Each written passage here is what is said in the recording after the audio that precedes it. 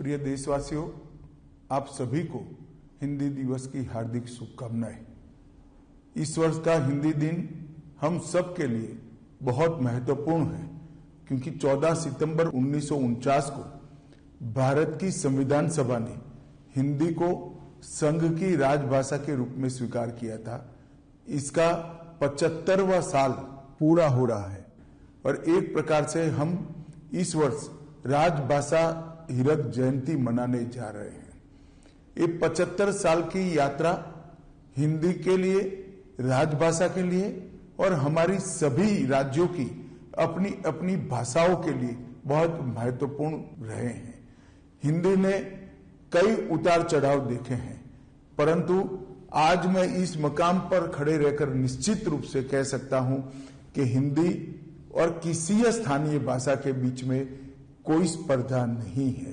हिंदी एक प्रकार से सभी स्थानीय भाषाओं की सखी है, एक दूसरे के दो पूरक है।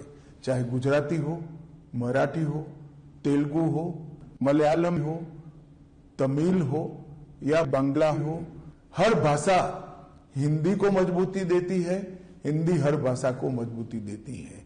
और इसीलिए आप हिंदी के आंदोलन को ध्यान से देखेंगे तो चाहे राजगोपालाचारी जी हो, महात्मा गांधी हो, सरदार वल्लभ भाई पटेल हो, लाला लाजपत राय हो, नेताजी सुभाष चंद्र बोस हो या फिर आचार्य कृपलानी हो, ये सभी एक प्रकार से नॉन हिंदी भाषी क्षेत्रों से आते थे।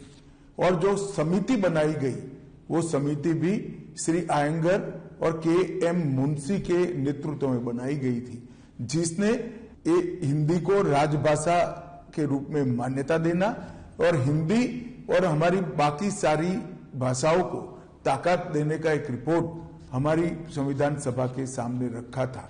वो दोनों नेता नॉन हिंदी भाषी क्षेत्र से आते हैं और विगत 10 साल में मोदी जी के नेतृत्व में हिंदी को और स्थानीय भाषाओं को मजबूत करने के लिए ढेर सारा काम हुआ है। मोदी जी ने अनेक अंतर्राष्ट्रीय मंचों पर गौरवपूर्वक हिंदी में संबोधन देकर हिंदी के महत्व को न केवल देश, समूचे विश्व के सामने रखने का काम किया है और हमारे देश में हमारी भाषाओं के प्रति गौरव के भाव को बढ़ाया है। ये 10 साल में हमने कई सारी स्थानीय भाषाओं को मजबूती देने के लिए बहुत प्रयास किया है। नई शिक्षा नीति में श्री मोदी जी ने प्राथमिक शिक्षा मातृभाषा में इसको एक महत्वपूर्ण स्थान देकर हमारी सभी भाषाओं को और हिंदी को एक नया जीवन देने का काम किया है।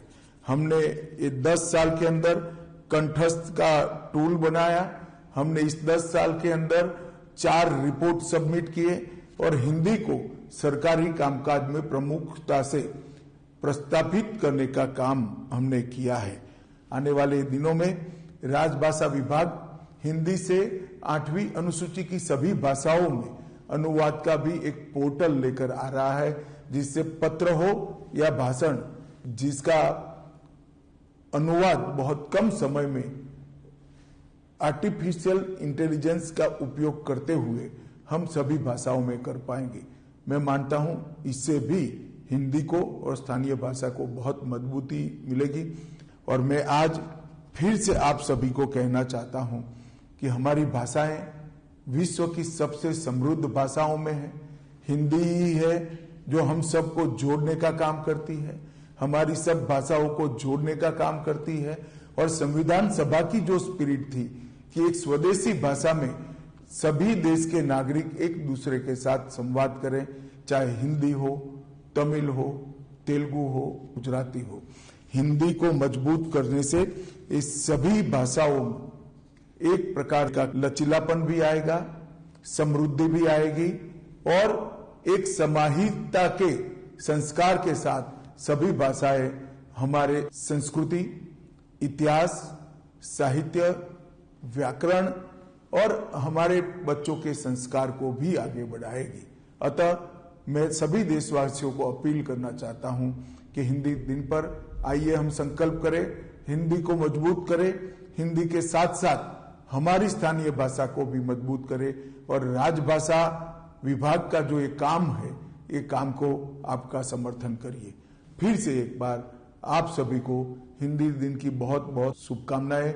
आइए हम राजभाषा को मजबूत करें। वंदे मातरम।